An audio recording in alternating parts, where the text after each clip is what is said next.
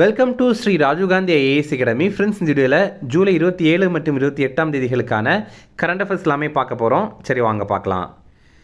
Friends, இந்த வீடியோடைய notes எல்லாமே கீழே பிடிஎஃபாக டிஸ்கிரிப்ஷன் கொடுத்துருக்கோம். அதெல்லாமே கிளிக் பண்ணி டவுன்லோட் பண்ணிச்சிங்க. அப்புறம் நம்ம டெலிகிராம் குரூப் லிங்க்மே கீழே டிஸ்கிரிப்ஷன் கொடுத்துருக்கோம்.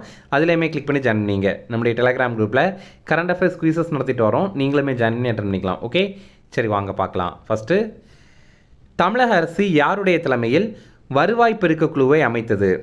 இதற்கான ஆன்சர் மாண்டெக் சிங் அலுவாலியா. இப்போ பார்த்தீங்கன்னா தமிழ்நாடு அரசு ரெவென்யூ ஆகுமெண்டேஷன் கமிட்டி அப்படிங்கிற ஒரு கமிட்டி உருவாக்கியிருக்காங்க. இது என்ன அப்படின்னா, நம்ம தமிழ்நாட்டுடைய வருவாயை அதிகரிக்கணும் அப்படிங்கிறதுக்காக தான். இது பற்றி பார்த்திங்கன்னா வரி மற்றும் வரி அல்லாத வருவாயை அதிகரிக்கணும். அதே மாதிரி நம்ம தமிழ்நாட்டுடைய நிதி ஆதாரங்களை மேம்படுத்தணும். அதே மாதிரி வருவாய் கசிவுகளை தடுக்கணும். வருவாய் கசிவுகள், ரெவென்யூ லீக்ஸ் அப்படின்னா என்னென்னா, இப்போது நமக்கு வர வேண்டிய காசு வராமல் இருக்கும். ஏன்னா அது கரெக்டான பேமெண்ட் பண்ணியிருக்க மாட்டாங்க, அல்லது முறையாக கண்காணிச்சிருக்க மாட்டாங்க. இந்த மாதிரி விஷயங்கள்னால ரெவென்யூ லீக் நடக்கும். அதெல்லாம் தடுக்கணும் அப்படிங்கிறதுக்காக தான் இதை உருவாக்கியிருக்காங்க. இதோடைய தலைவராக மாண்டெக் சிங் அலுவாலியா அப்படிங்கிறவர் அப்பாயின்ட் பண்ணியிருக்காங்க. இவர் மத்திய திட்டக்குழு இருக்குல்ல, பிளானிங் கமிஷன், அதோடைய முன்னாள் துணைத் தலைவராக இருந்திருக்காரு. அதே மாதிரி இந்த கமிட்டியுடைய உறுப்பினர்களாக கேபி கிருஷ்ணன், அரவிந்த் மோடி, நஜீப் ஷா, எம்ஏ சித்திக் மற்றும் எம் சுரேஷ் பாபு, இவங்களை எல்லாரையும் நியமனம் பண்ணியிருக்காங்க. இவங்க ஜஸ்ட் ரெக்கமெண்டேஷன் மட்டும் தான் தருவாங்க. இந்தந்த விஷயங்கள்லாம் நீங்கள் பண்ணலாம் அப்படின்ற மாதிரி இந்த குழு ஆய்வு பண்ணி அறிக்கையை தான் சமர்ப்பணம் பண்ணுவாங்க. இந்த குழு 3 மாதங்களுக்குள்ளாடி அறிக்கையை சமர்ப்பிக்கணும் வேண்டும் அப்படின்ற மாதிரி சொல்லியிருக்காங்க. அடுத்தது, தேர்வு முறைகளில் சீர்திருத்தங்களை மேற்கொள்ள அமைக்கப்பட்ட உயர்நிலை பணிக்குழுவின் தலைவர் யார்? இதற்கான ஆன்சர் நந்த நிலேகனி. இப்போ பார்த்தீங்கன்னா மத்திய அரசு இந்த சென்ட்ரல் கவர்மெண்ட் நடத்துகிற எக்ஸாம்ஸ்லாம் இருக்குல்ல, மெயினாக இந்த என்ட்ரன்ஸ் எக்ஸாம் இருக்குல்ல, சிடெட் எக்ஸாமு, சிடெட் கிடையாது, சியூஇடி எக்ஸாமு, அப்புறம் என்டிஏ நடத்துகிற நீட் எக்ஸாமு, இந்த மாதிரிப்பட்ட எக்ஸாமில் இருக்கிற முறைகேடுகளை களையணும் அப்படிங்கிறதுக்காக அது சம்பந்தமான ஒரு ரெக்கமெண்டேஷனை தரதுக்காக ஒரு குழு உருவாக்கியிருக்காங்க. யாருடைய தலைமையில் அப்படின்னா நந்த நிலேகனி அவருடைய தலைமையில் தான். இவர் இன்ஃபோசிஸ் நிறுவனத்துடைய இணை நிறுவனர். இதை தவிர உறுப்பினர்களாக இஸ்ரோவுடைய முன்னாள் தலைவரான எஸ் சோம்நாத் இருக்கார். ஐஐடி மெட்ராஸுடைய தற்போதைய இயக்குனரான வி காமகோடி இருக்கார்.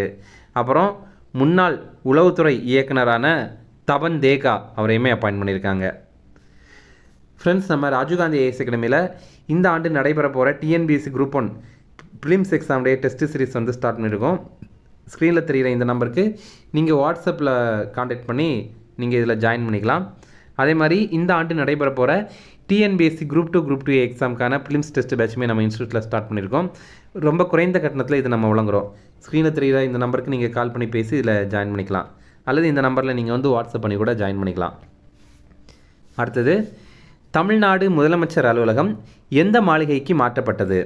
இதற்கான ஆன்சர் நாமக்கல் கவிஞர் மாளிகை. இப்போ பார்த்தீங்கன்னா சென்னையில் தலைமைச் செயலகம் இருக்குல்ல, அதோடைய வளாகத்தில் இந்த நாமக்கல் கவிஞர் மாளிகை இருக்குது. அதோடைய 10வது தளத்திற்கு இப்போது தமிழ்நாடு முதலமைச்சர் அலுவலகத்தை மாற்றிட்டாங்க. அடுத்தது, 7வது மாநில நிதி ஆணையத்திற்கு தலைமை தாங்குபவர் யார்? இதற்கான ஆன்சர் கே அலாவுதீன். இப்போ பார்த்தீங்கன்னா மாநில நிதி ஆணையம், இதோடைய நோக்கம் என்ன அப்படின்னா, உள்ளாட்சி அமைப்புகள் இருக்குல்ல, அதாவது நகர்ப்புற உள்ளாட்சி அமைப்புகளான முனிசிபாலிட்டி, அப்புறம் டவுன் பஞ்சாயத்து, அப்புறம் முனிசிபல் கார்ப்பரேஷன் அதுவாக இருக்கட்டும், கிராமப்புற உள்ளாட்சி அமைப்புகளான பஞ்சாயத்து அமைப்புகளாக இருக்கட்டும், சரி, இதில் இருக்கிற நிதிநிலை எப்படி இருக்குது, மாநில அரசு அந்த அமைப்புகளுக்கு இன்னும் எவ்வளோ காசு ஒதுக்கீடு பண்ணணும் அப்படிங்கிறது சம்மந்தமாக ஆய்வு பண்ணுறதுக்கான ஒரு அமைப்பு தான் மாநில நிதி ஆணையம். ஓகேவா? அந்த அமைப்பு அதை பற்றி தான் பார்க்க போகிறோம். 7வது மாநில நிதி ஆணையம், இதோடைய தலைவராக இப்போ இருக்கிறவர் ஓய்வு பெற்ற ஐஏஎஸ் அதிகாரியான கே அலாவுதீன். இந்த ஆணையம் 2025 மே மாதம் அமைக்கப்பட்டது. இந்த ஆணையம் அவங்களுடைய அறிக்கையை எப்போ சமர்ப்பணம் பண்ணணும் அப்படின்னா, இந்த ஆண்டு ஆகஸ்ட் 31ஆம் தேதியில் அவங்க சமர்ப்பணம் பண்ணணும், அதுக்குள்ளாடி சமர்ப்பிக்கணும். ஆனால் இப்போ அதை நீட்டிச்சிருக்காங்க. இந்த ஆண்டு டிசம்பர் 31ஆம் தேதிக்குள்ளாடி அவங்க சமர்ப்பணம் பண்ணால் போதும் அப்படின்ற மாதிரி தெரிவித்திருக்காங்க.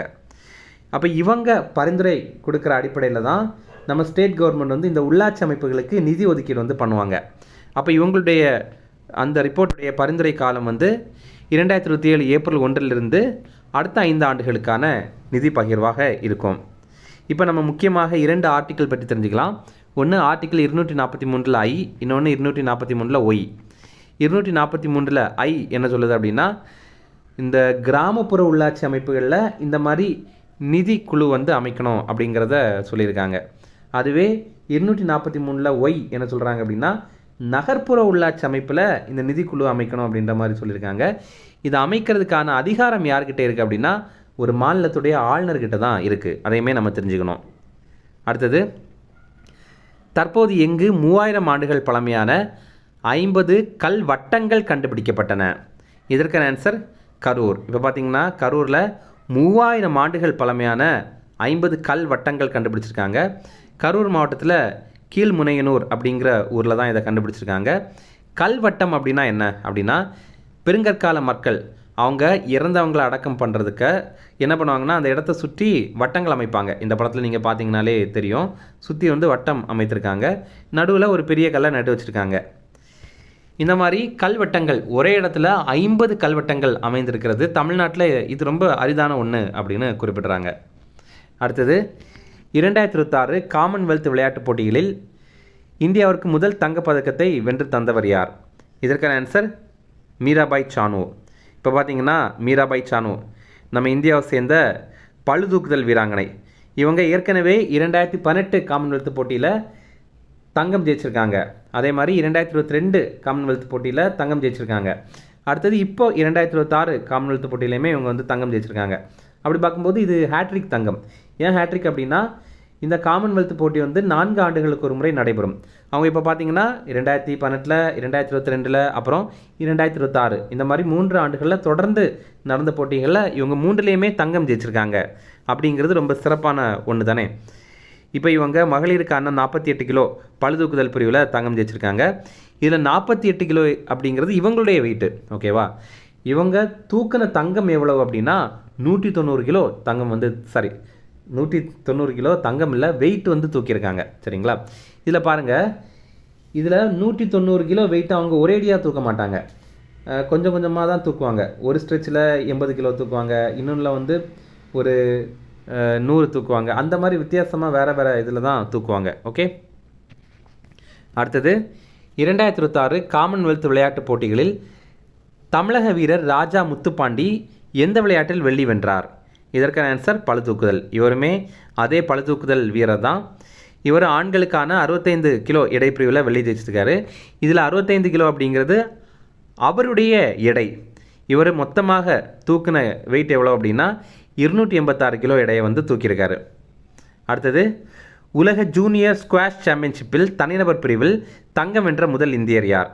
இதற்கான ஆன்சர் அனாஹத் சிங். இப்போ பார்த்தீங்கன்னா ரொம்ப சிறப்பான ஒரு விஷயம் நடந்திருக்கு. என்னென்னா, வேர்ல்டு ஜூனியர் ஸ்குவாஷ் சாம்பியன்ஷிப் போட்டி வந்து இப்போ நடந்திருக்கு. இதில் நம்ம இந்தியாவை சேர்ந்த அனாஹத் சிங் அப்படிங்கிற வீராங்கனை இவங்க வந்து தங்கம் ஜெயிச்சிருக்காங்க. இதுவரைக்கும் இந்த போட்டியில் தனிநபர் பிரிவில் எந்த ஒரு இந்தியருமே தங்கம் ஜெயிச்சது கிடையாது. இப்போ தான் முதல் முறையாக இவங்க வந்து தங்கம் ஜெயிச்சிருக்காங்க. இப்போ ஸ்குவாஷ் விளையாட்டு அப்படின்னா என்ன அப்படின்னா, சுவரில் பந்து அடிச்சு விடுவாங்க, அது திருப்பி வரும்ல, அதை திருப்பி அடிப்பாங்க. அந்த மாதிரிப்பட்ட ஒரு கேம் தான் ஸ்குவாஷ் அப்படிங்கிற கேம் இது. இந்த போட்டியுடைய இறுதிப் போட்டி கனடாவுடைய ஒன்டாரியோ நகரில் தான் நடைபெற்றது. அடுத்தது, இஷா சிங் எந்த விளையாட்டுடன் தொடர்புடையவர்? இதற்கான ஆன்சர் துப்பாக்கி சுடுதல். இஷா சிங் இவங்க நம்ம இந்தியாவை சேர்ந்த துப்பாக்கி சுடுதல் வீராங்கனை.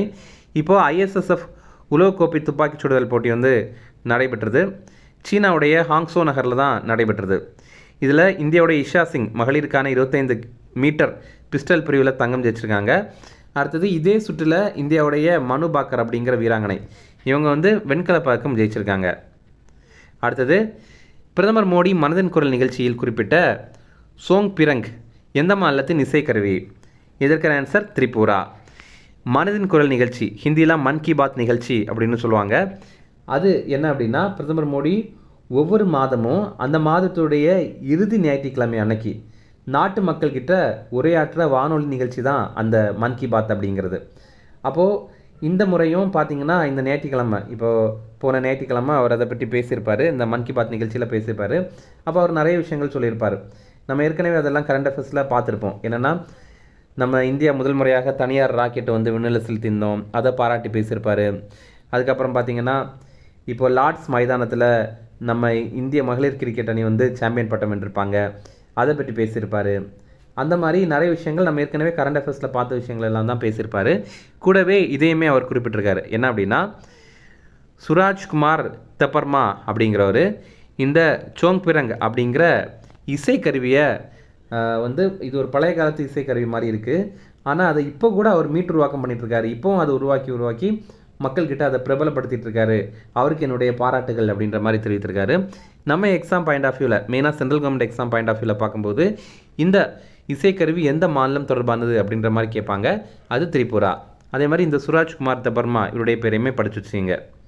அடுத்தது, பொது தேர்வுகள் முறைகேடுகள் தடுப்பு சட்டம் எந்த ஆண்டு இயற்றப்பட்டது?